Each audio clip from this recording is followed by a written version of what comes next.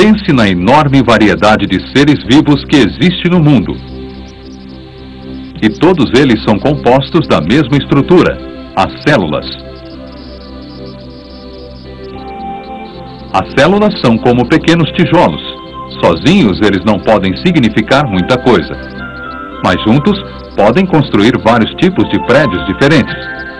Você é formado por mais de 100 milhões de células, que têm, em média, 1/100º de milímetro de largura.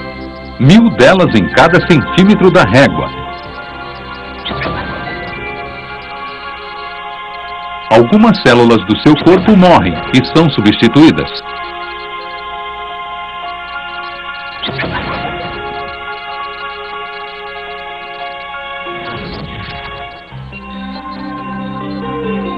Por exemplo, a maior parte do pó que você encontra em sua casa é formada por células de pele morta.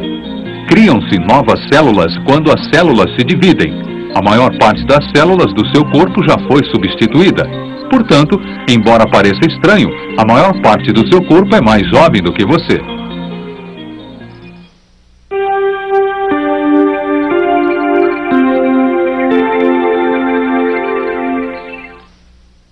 Os tijolos que formam um prédio são basicamente iguais, mas no corpo humano existem vários tipos diferentes de células. As células nervosas não são iguais às células do coração, e nenhuma delas se parece com as células ciliadas que reagem ao som na cóclea da orelha interna. Mas as células animais têm a mesma estrutura básica. Todas elas contêm um núcleo, um citoplasma e são rodeadas por uma membrana celular.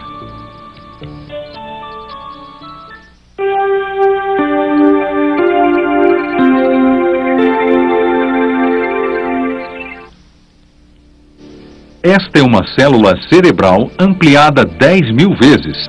O seu cérebro tem 100 bilhões dessas células.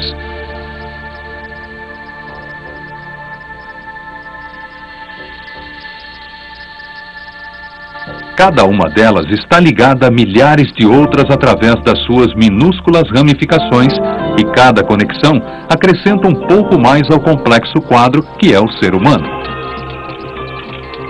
Quando somos crianças, estas conexões ainda estão sendo feitas. Como uma planta que explora seus arredores, as células cerebrais, como estas, estão desenvolvendo suas ramificações, constantemente tentando se conectar a outras. Quando você aprende a andar de bicicleta, você aciona uma pequena parte do cérebro. Quando você aprende a pegar uma bola, cria novas ligações. E nas tarefas difíceis, como escrever, só repetindo várias vezes a mesma tarefa é que as conexões se fortalecem.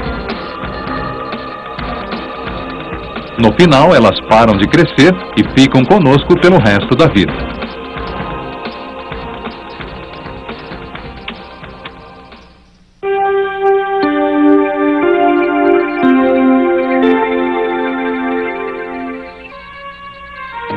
As células do nosso corpo são constantemente substituídas. A maior parte da poeira que encontramos numa casa é pele morta que sai de nós quando ocorre a substituição por novas células. Da mesma forma, o revestimento do intestino é constantemente substituído, de forma que há uma mudança total a cada 3 dias. Tudo isso é feito copiando-se células. As novas células assumem o lugar das células antigas. Isso ocorre o tempo todo.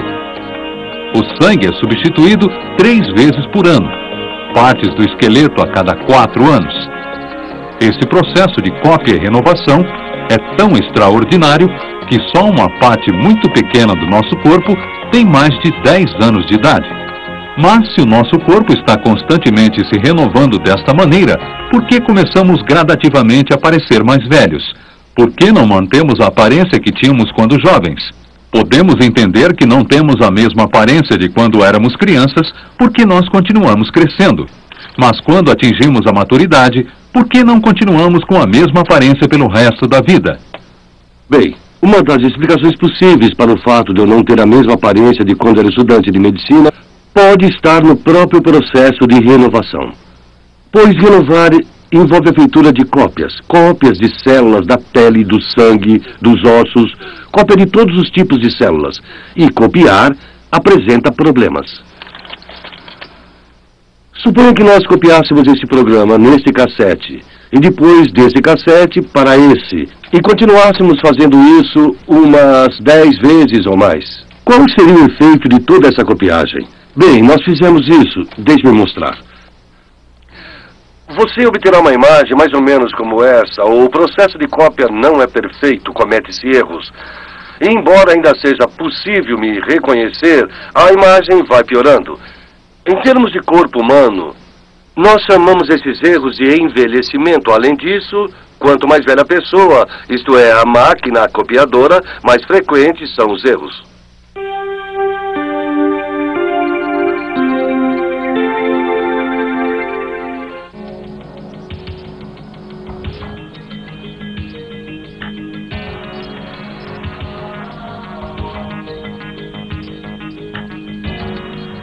O nosso corpo é composto de colônias organizadas de células, e o que vemos quando nos examinamos são grandes comunidades de células, bilhões delas.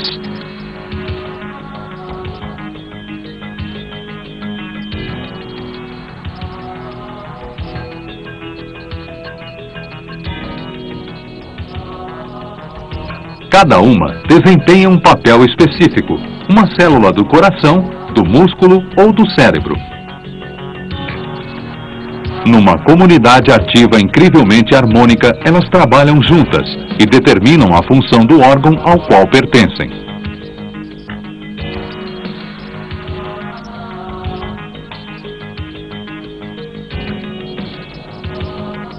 Desde o início da vida, esta dedicação ao dever requer que nós morramos.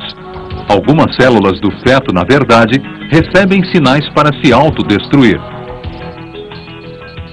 Aqui, a mão em formação se desenvolve com um enorme amontoado de células. Depois, células são sistematicamente destruídas, formando os dedos e as lacunas entre eles, de maneira muito semelhante a um escultor esculpindo um bloco de pedra.